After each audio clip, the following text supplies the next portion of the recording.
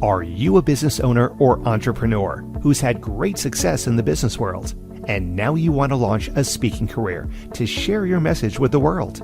If that's you, then listen up. 25-year speaking industry veteran Bret Ridgway has released his latest special report, 3 key things entrepreneurs must master to build a profitable speaking business. To pick up your copy, go to bretridgway.com/freebie. Welcome to the Spotlight on Speaking show with Bret Ridgway, where you'll learn the keys to building a profitable speaking business from speaking industry pros. Each week, we interview a great guest who will share his or her speaking journey, identify what their keys to success have been, and highlight some critical mistakes they've made along the way that you'll want to avoid.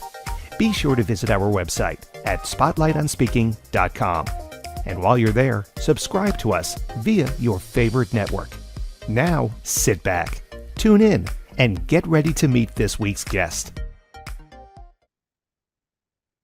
Hello again, everyone, and welcome to another episode of the Spotlight on Speaking show with Bret Ridgway. I'm your host, and I'm excited to have as my guest today, Judy Kane.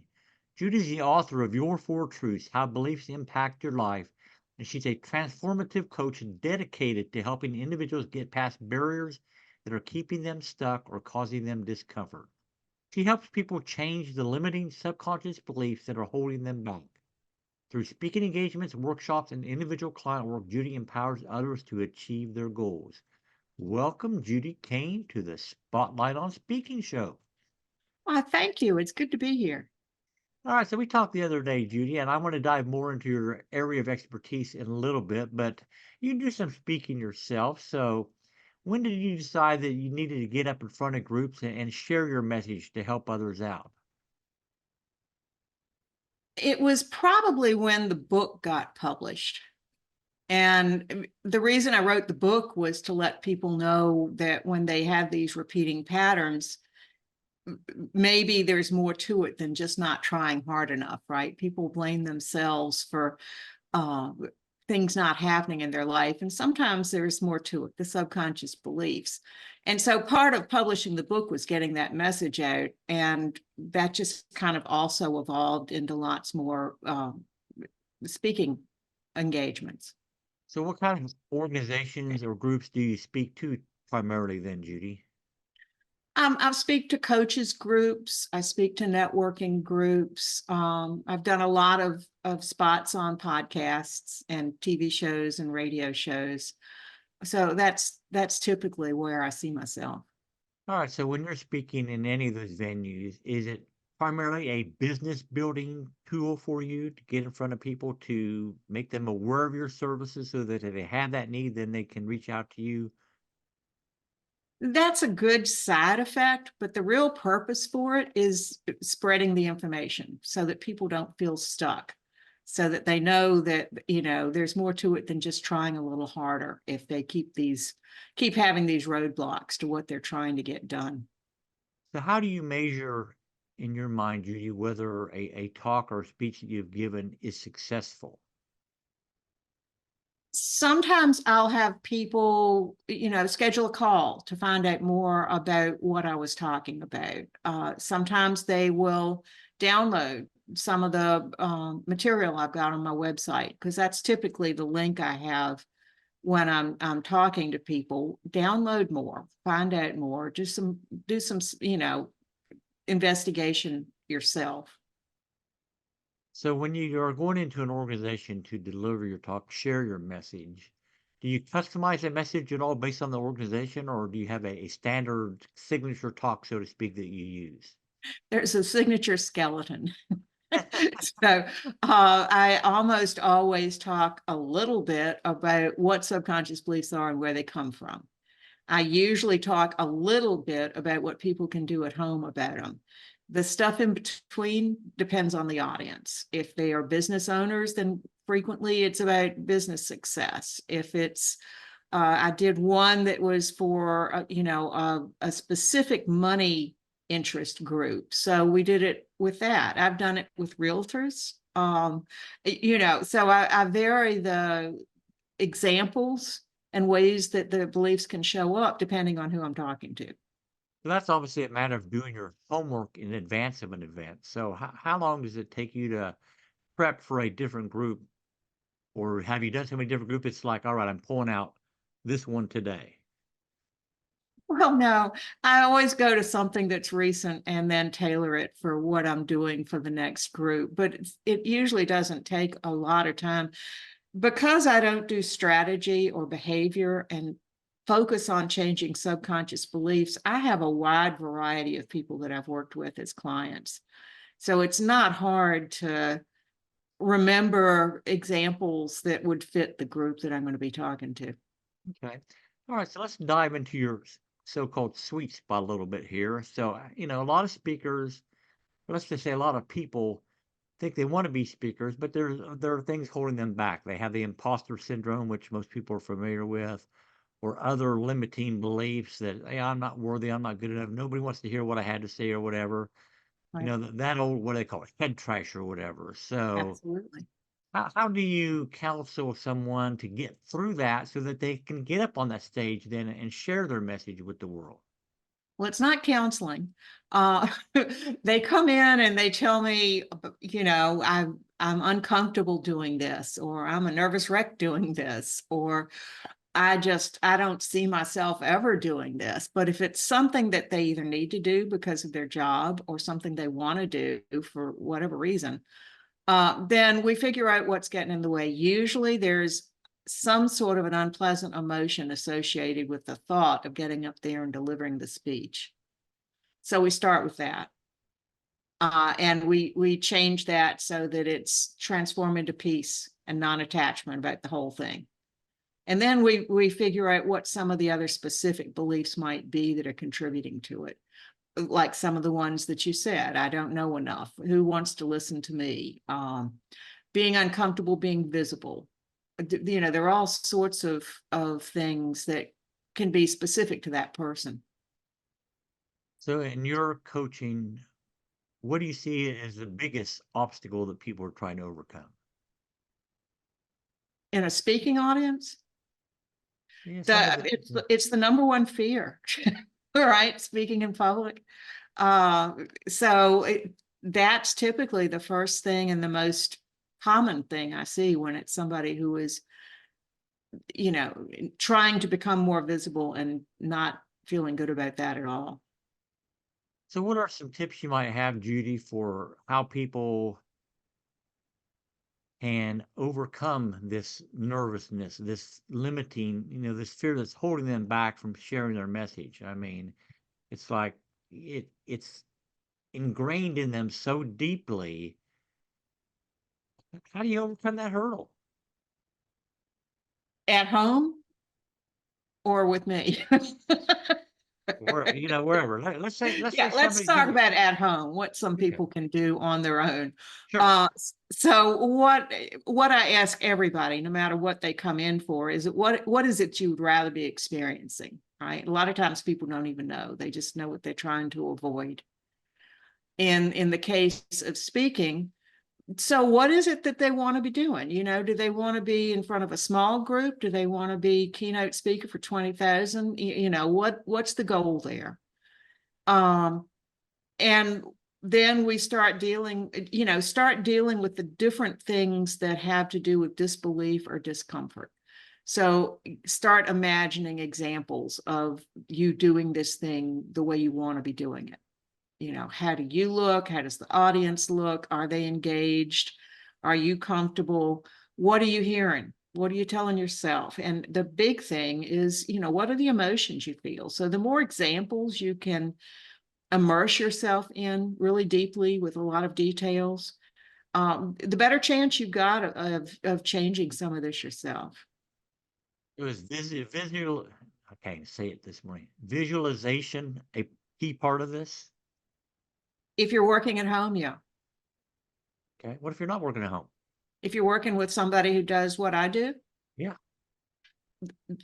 I have a process called Psych K, and that's where we're actually straight on changing the subconscious beliefs. So, and it takes usually less than 5 minutes to change any one belief. Wow. Yeah. So it's That, fast. that sounds a little hard to believe, Judy. Yeah, a lot of people say that. I've had clients go, it can't be this easy. Now, taking my, be mindful of the fact that a lot of situations are caused by more than one belief. So I'm not saying a whole situation can go away in 5 minutes, although sometimes it can. It's very seldom I have well, I've never had a phobia client take a full session. So, yeah.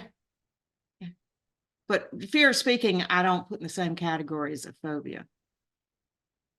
So how do people, let's say they have a relapse or whatever. How do you get back on that horse or whatever? You think you've got it whipped, but then you get up on that stage and you find out, nah, I don't really have it whipped yet. I'm not really where I need to be. So that just means there's something else. I wouldn't call it a relapse as much as, oh, there's something else. I had to do this with myself. I used to be horrified at the thought of a whole group of people staring at me while I tried to do something. I took piano lessons when I was little. The recitals they almost killed me every time. When I started my business, I'd go to networking meetings, and I was in one where a woman with she had a web TV show, and she was interested in what I did and asked if I'd like to be a guest. And my head and my mouth said, certainly, that's wonderful, thank you. And the rest of my body was screaming, right? It was like, oh no. You And seem very comfortable now, Judy. well, yeah, I am. Because I did the work, right? And I did all the stuff I could, and I thought I was ready. And in the car over, I could tell there was a little something left that was popping up, right? So I worked with that before I got out of the car and went in there. And there were 5 live cameras pointed at the chairs. It was a 1-hour thing. One of them was something like bid chat, where people could stop you mid-sentence if they bid a certain amount of money and ask you any question they wanted. Nobody did that. But if I hadn't taken the time to do all the upfront work and then that last little thing, it would have been so uncomfortable for everybody. So what's the biggest mistake you see people make when they're trying to overcome these fears or these limiting beliefs? Well, a lot of the big mistake is just thinking they have to live with them, that it's just the way they are. But if they're trying to overcome them, I think the biggest mistake is thinking that logic or data, just plain willpower is going to make a difference. Because that's only working with your conscious mind. The subconscious controls 95% of your perceptions, and it's your default mode. So if you've got something in the default system and you stop paying laser-like attention to whatever it is you're trying to do, you're going to fall back into those old perceptions. So I was interviewing a gentleman the other day, Judy, that is a speaker, but he also has a stutter. Now, it's not a pronounced stutter to me or whatever, but is that something that also can be unlocked in the subconscious mind, overcoming a stutter, or is that totally outside the realm of this world? That's interesting. I'm sure some could be. When I was in college, there was a psychology professor there who his specialty was working with stutterers. And one thing he found, which was fascinating, was when you're talking, you hear your voice back 2 ways, through the bones and through airwaves. And the stutterers, if you put them on delayed feedback headphones, would stop stuttering. And non-stutterers, if you put them on delayed feedback headphones, would start stuttering. Go figure, huh? Yeah. But I'm sure some stuttering can be, emotional, subconsciously caused. Interesting. I hadn't thought about it at all. But all right, so Judy, take a couple of minutes, if you would, and tell people a little bit more about what it is that you do and how they can get involved in your world if they so choose. Sure. I help people take out their head trash, basically. So people come in, they've got something they want to be different. We work with that and, make changes to what the subconscious beliefs are so that those beliefs are supporting their conscious goals. It's a fast change process, as I said. Most people are comfortable with the process. There's nothing, disconcerting going on with the process. It's a pretty straightforward thing that we do. Their most challenging thing is usually deciding what it is they really want, because that's something a lot of people don't think a lot about, I still don't know what I want to be when I grow up, Judy. So, Yeah, right. So we changed the beliefs, and then they go on their way, and if there are more that pop up, or if they know they've got a lot of things they want to work through, they come back. they could find out more where, Judy. On my website, alignedconsciousness.com, and you can see down here in my name the two words. The website doesn't have any spaces there, but that's the name of the website. If you go to the resources page, there's some downloadable material if people want to know more. They can also book a 15-minute free phone call, and I'm happy to answer questions or talk about something that is personal to them. All right. Well, we'll make sure that appears in the show notes down below, certainly. So, any final words of wisdom, Judy, for somebody that is in a situation where they're trying to overcome something that's holding them back? Absolutely.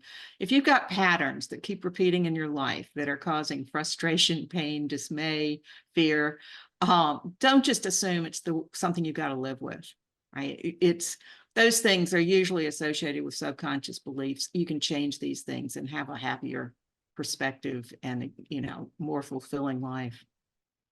All right. Well, awesome. Well, Judy, thank you so much for being my guest on this episode of the Spotlight on Speaking show.